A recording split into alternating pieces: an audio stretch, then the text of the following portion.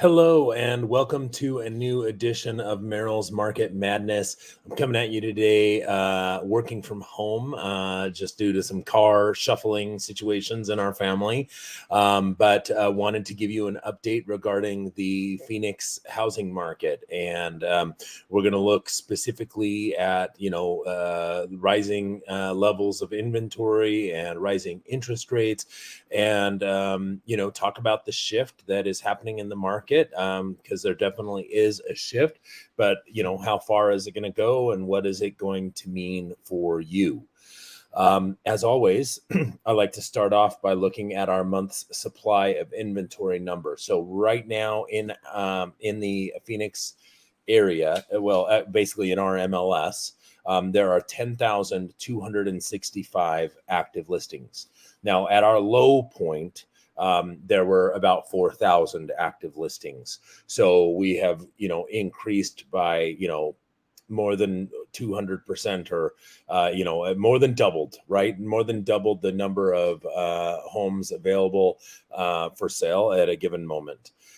There are 10,298 homes that are currently pending. So there are about even number of active listings and pending listings currently. In the past, we had sometimes 12, 13,000 pending listings with only 4,000 active listings. So we were at a point where there were 3 times more pending listings at any given time than there were active listings. Now it's about equal. So when you're driving around and you're seeing signs in the yard, maybe half of those are actually still available and half of them are pending. In the past 30 days, we've seen 8,257 closings. So just the month supply of inventory is we just take the active listings, divide by the number of homes that have sold in the past 30 days to give us a month supply of inventory of 1.24, which means basically if no new homes were to come on the market at the pace of 8,257 homes closing per month, how long would it take before everything would be sold? And currently it would be 1.24 months, which, we were as low as about a 0.4 month supply of inventory. That was the lowest level that we hit. Now we're at a 1.24, which feels very high compared to where we have been for the past 2 years. However, it is still, based on the month supply of inventory metric, still a very strong seller's market. We have said in the past that we probably need a 5-month supply of inventory or greater to enter into a buyer's market where we would expect to see home values actually falling. What's happening right now is we're just moving closer towards balance at the moment. Let's take a look at the numbers for May, because of course we're a week into June, so I wanted to give you a look at what happened in the month of May. So in May, we had 8,748 closings. The average price of those closings was $592,167. The average days on market was 26 days. And the average sold to list price ratio was 102%. So for the homes that closed in May, those 8,700 homes that closed in May, they still sold very fast, and they still sold for an average of 2% above the list price. However, the caveat that I would add to that is that the homes that closed in May typically went under. There's very few homes that closed in May went under contract in May, right? A lot of those homes went under contract in March and April, and then they closed in May. I think as we start to look, when we start to see the June and July numbers, we're going to see that sold to list price ratio fall because buyers who are actively out there making offers right now, it's very obvious. Most homes, not all homes, right? There are some homes that are still having multiple offers, particularly, the homes that are like gorgeous and totally updated, and the Instagram, that's what I call them. I call them Instagram houses. The Instagram worthy houses are still seeing a good competition, especially if they're priced right. And there are still some agents who price the homes intentionally low to try to get bidding wars, right? So but as a whole, the average houses, suddenly there's some more negotiation happening on a lot of these houses, and not as many homes are going above list price. I think in the next month or two, we'll probably see the average sold to list price ratio drop to around 100, maybe even 99%. I don't think it's going below 99% anytime soon. Now let's compare that to April. So those were the May numbers. April, we saw 9,300 closings. So the total number of homes that closed in May dropped from by about 500 fewer homes sold in May. Doesn't seem like a lot, but it's a little atypical. Usually May sees more homes sell than April. So the fact that dipped is a little bit of a sign of the slowdown that we are seeing in the market. The other interesting thing is that the average sales price in April was also $592,000. So even though homes were still going a little above list price, the actual average price of the homes that sold in May did not increase from the average price of what sold in April. The reason why that's significant is because it's the first month all year really where we have not seen an increase in the average sales price. It seems like every month the average sales price was going up $5,000 or $10,000 or $15,000 every single month for the past 2 years. And this is really the first time where we've seen the average sales price basically stabilized from April to May. The days on market was about the same, 27 days in April, and the sold to list price ratio was also about the same at 102%. By the way, if you're watching live and if you want to make a comment, I might be able to see your comment and answer it live on the show. So if you have a question, comment, concern, anything like that, please feel free to post it. And as long as it comes through on my thing here, I'll see it and I will do my best to answer it live. And then if we compare it to May of 2021, so looking back 1 year, there were 9,700 homes that sold in May of 2021. So essentially 1,000 fewer homes sold in May of 2022 as compared to 2021. But the average sales price was only $506,338. So the average sales price from May of 2021 to May of 22 increased by I didn't get the dollar amount, but it was almost $90,000. Percentage wise, it was 17%, an increase of 17%. Now, I want to dive in real quick and just touch on a couple other little things. I'm going to share my screen here with you real quick. So the first one is interest rates. So again, I've shared this multiple times, but this is Freddie Mac's page on mortgage interest rates. And as you can see, rates have been rising pretty steadily since the beginning of the year, as we expected them to. We did see a little dip though. They hit a high point of 5.3% on a 30-year fixed rate mortgage, and now they dipped to 5.09%. They only update this once a week on Thursdays. So this was done last Thursday, almost a week ago now.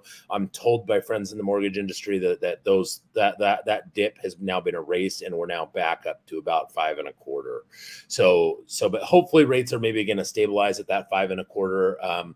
I do understand that the Fed is scheduled to meet next week, June 14th and 15th, I believe. And we'll see what they decide. But I believe, no economist here, but I believe if they don't feel that there has been enough movement in inflation improvement, meaning certainly they can, I'm sure they're very smart people. They know that the economy is slowing down. Obviously Americans are feeling it at the grocery store and at the gas pump and on the home prices. But certainly they are likely to raise rates again if they feel that inflation is still higher than where they want it to be. So be on the lookout for that. Fed may be raising rates again. And keep in mind the Fed rate is not directly tied to mortgage rates, but they have they're somewhat linked, right? When the Fed raises rates, mortgage rates tend to rise. So there's a correlation. That's the word I'm looking for. Now, we look at this report that's put out by a company called the Cromford Report, and they have, actually, let me show you a different screen. They have these different indices that point to us about what the temperature of the market is. And they have a supply index and a demand index, and then the market index as a whole kind of combines those numbers.